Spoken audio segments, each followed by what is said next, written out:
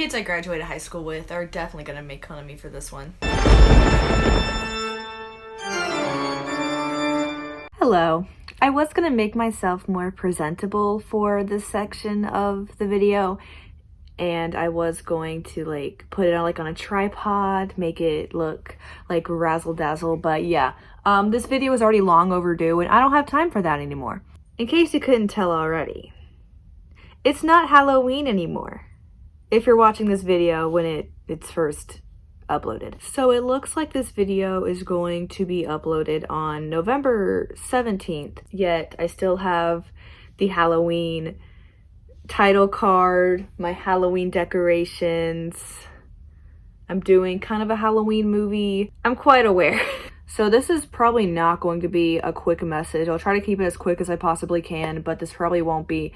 So if you don't want to try to hear me excuse on why this video is so late, and if you don't want to hear me gawk about how Corey Feldman noticed me on Twitter, yes, that happened, feel free to skip here. So I intended on uploading this video on October 31st, so on Halloween. And Halloween was approaching very quickly. And I was like, okay, this is not going to be done on time. And then I pushed it to just a couple days afterwards. And then it hit me, when I was at the voting polls, because it was my first time voting this year.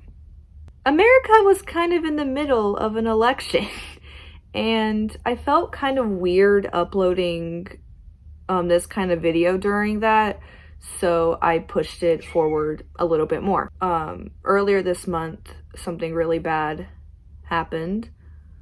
My cat unexpectedly passed away. I'm not going to go into too much detail about it because I don't want this to be a sad video. I want this to be a happy video of me talking about my favorite movie, and I don't think I've unlocked the achievement to cry on YouTube yet. However, I still feel like this needs to be addressed because she was kind of a part of these videos in a weird way. So my cat Penny, the black and white cat seen in the background of my past videos, whether she was sitting in my window or walking across my lap or just sitting next to me, she was a part of these videos and she unexpectedly passed away. I took it very hard, and because she was like my companion, I took it very hard, and I wasn't able to really do anything.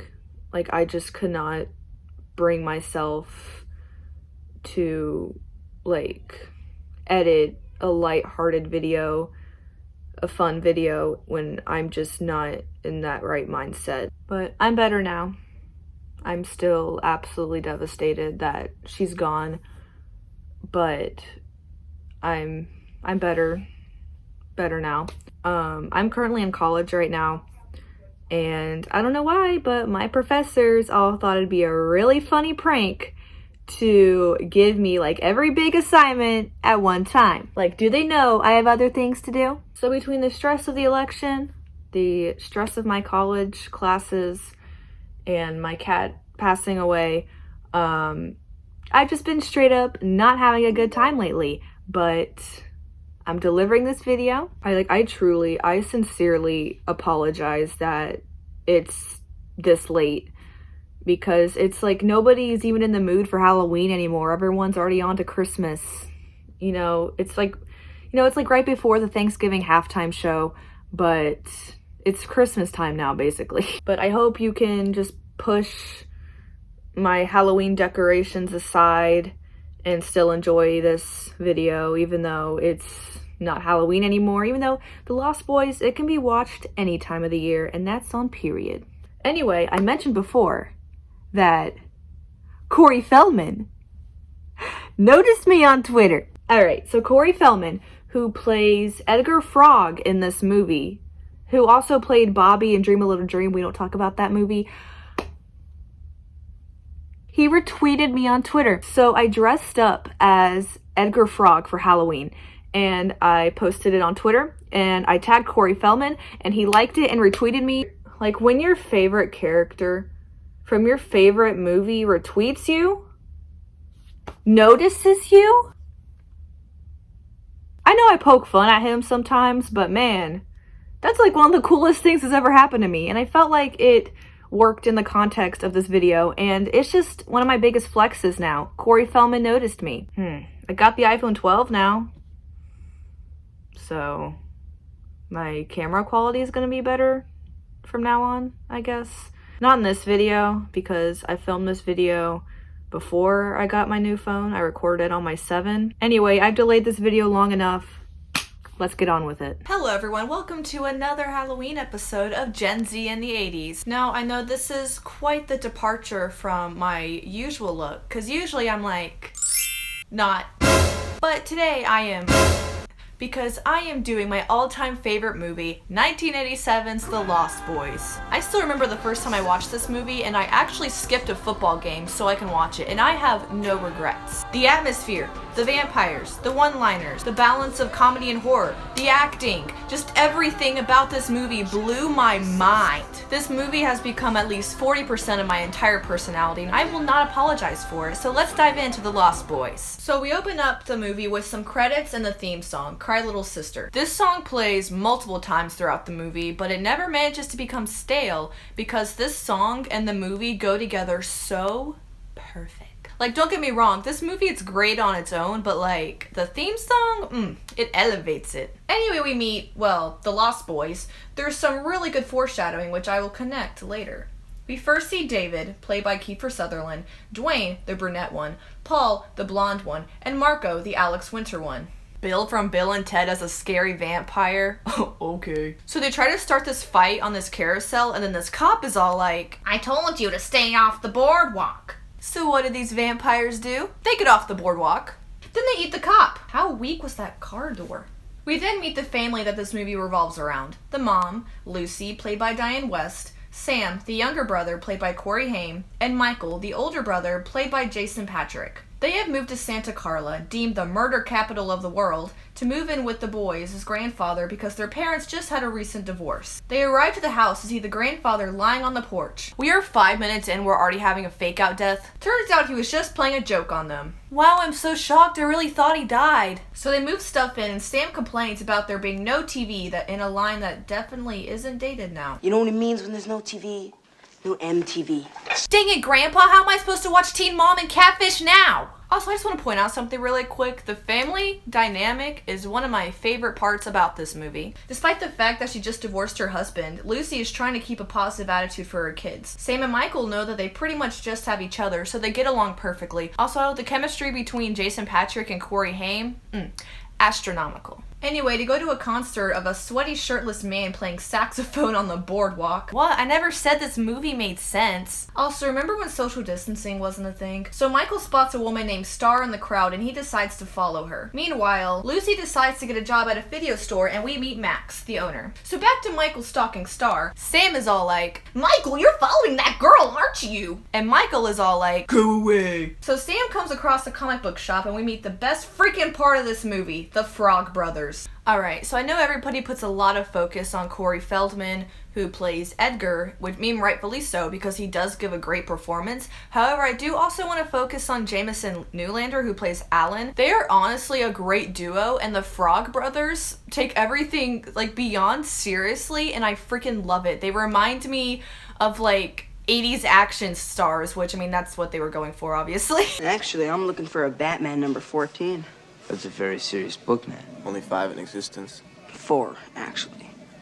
I'm always looking out for the other 3. How does this movie make serious talk about comic books seem so fluid and natural? So Edgar gives Sam a vampire comic book and tells him that he may need it. Meanwhile, the vampires rip the roof off this couple's car and they kill them via crane shot. So Sam decides to visit the Frog Brothers again, and the Frog Brothers are all like, notice anything strange about Santa Carla yet? And Sam is all like, nah fam. Now the Frog Brothers tell Sam that if he ever needs to call them about the vampire problem, their number is in the book. So Star decides to, oh my gosh, why is this such a tongue twister? Good lord. So Star decides to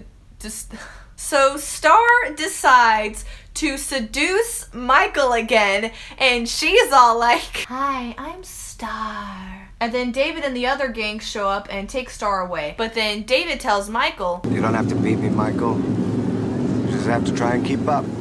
And then they have a motorcycle chase.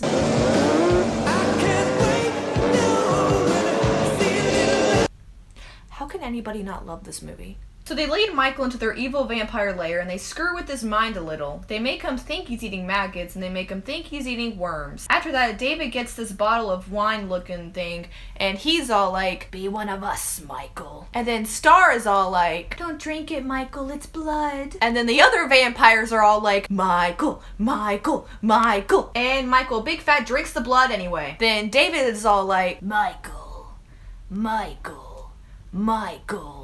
Yeah, don't ever play a Lost Boys drinking game because if you had to take a shot every single time they said Michael, you would die of alcohol poisoning within the first 10 minutes of the movie. So the gang of vampires take Michael to a bridge in the cinematic telling of, "If your friends jumped off a bridge, would you?" By the way, I love this scene so much that it's literally my iPhone lock screen. So Lucy tells Michael that he needs to babysit Sam because Max has asked her out on a date. Wait, isn't Sam too old for a babysitter? Look, Sam is old enough to stay by himself right now. Hey, I don't need a babysitter, Mike. Oh.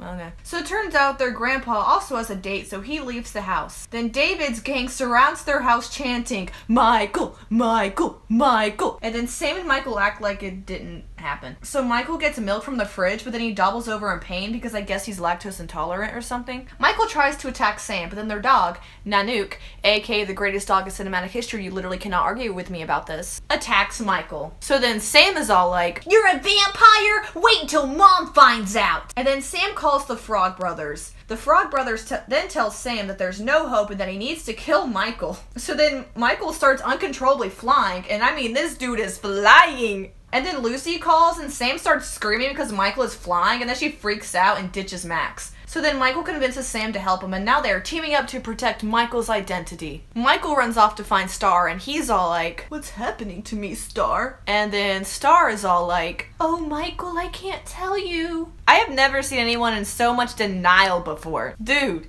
you literally had no reflection earlier. Then Michael and Star decide to have dinner. Younger audience. So then Lucy decides to bring Max a gift as an apology for her running out on their date, but then she is attacked by Max's dog. So Sam goes to the Frog Brothers and they literally tell him to kill his brother so he will feel better. So after talking, they figure out that since Michael is only a half vampire, he can become human again if they kill the head vampire. Then they suspect that the head vampire is Max. So then in a Home Alone type scene, they give Max a ton of garlic, dump holy water on him, and they shove a mirror in his face. But Max passed every test and proved that he's not a vampire. So Michael follows David's gang and then they finally reveal themselves as vampires. Ah! I guess Bill can be scary! Then they viciously kill this group of guys that were listening to Walk This Way by Aerosmith, but I probably can't show it because it's pretty gruesome. And I don't want YouTube to take this video down, but I gotta say, I really love that they built up to the reveal of them as vampires. Most vampire movies don't hesitate to show the vampires, but the fact that they waited this long to show it, it proves that there is more to this movie than just vampires. So David is all like, "Yeah, Michael, you're a vampire, but you gotta feed." And Michael is horrified. So Michael appears in Sam's room and he's all like, "Know what I am now." "You just now figured this out? Dude, you were literally flying earlier." Then Star appears in Sam's room. Star tries to explain to Michael that he is a good vampire like her and Laddie, the little boy that's always with him. She tells Michael that he was supposed to be her first kill, but she didn't kill him because she loves him. Y'all literally just met though. Then she tells Michael that it's not too late for him, but she's growing weak because it's harder for her to resist human blood. So tragic. So the Frog Brothers, Sam and Michael, go to rescue Star and Laddie and figure out which vampire is the leader so they can kill him and save Michael's humanity. They can't figure out which one of them is the leader, so they decide to kill all of them. Then they kill Bill. Bogus. But this wakes up the others. David couldn't kill them because they couldn't get to them because of the sunlight, but David vows to get his revenge. Then they booby-trap the house in a Home Alone fashion. They prepare themselves for a showdown. The vampires fly backwards out of their den. Okay, look, I know this movie's my favorite, but I never said it was a cinematic masterpiece. Then this starts this absolutely insane but like in the best way possible sequence of the vampires versus the other characters. First, Dwayne enters the room from the fireplace and the Frog Brothers and Anouk throw Paul in a bathtub full of holy water and garlic and the house starts to implode on itself. Then Sam shoots a wooden stake and stakes Dwayne into a stereo and he explodes, and then Sam is all like, death by stereo.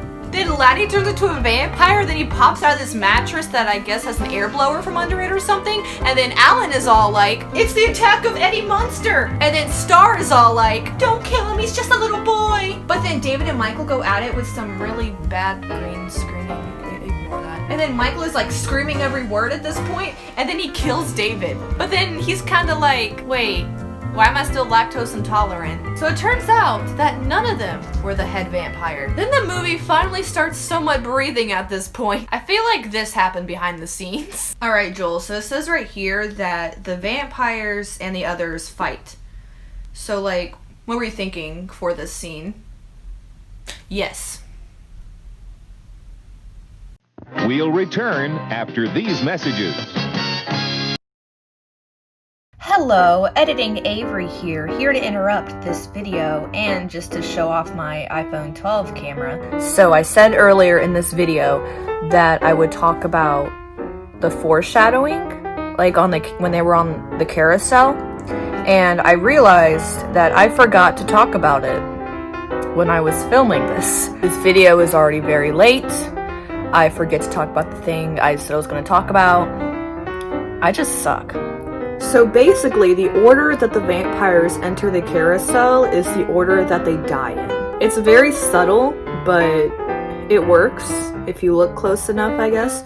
So Marco, you know, the Bill and Ted vampire, he enters the carousel last, and he was the first to die. And the way they enter, it's like backwards of how they die. Because like David was the first one to enter, but he was the last one to die. And so on, so forth. That's all I gotta say. So Lucy and Max get back at the house, and obviously they're like, what happened?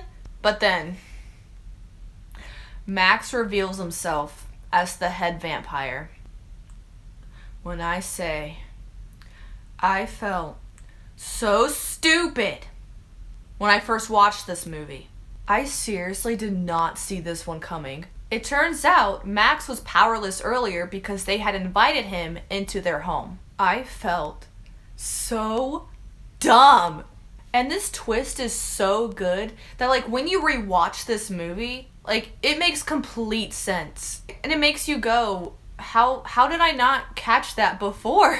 So it turns out Max was actually after Lucy this entire time because he wanted to start a family of vampires. Everybody tries to take him out, but then it completely backfires. But then, just as Max is about to bite Lucy, the grandpa bursts through the wall with a tank and stabs Max, and then Max explodes. So Michael, Star, and Laddie are all human again. Boy, do they have some shared trauma. And everybody is happy. Then, the movie ends on this note. One thing about living in Santa Carla I never could stomach.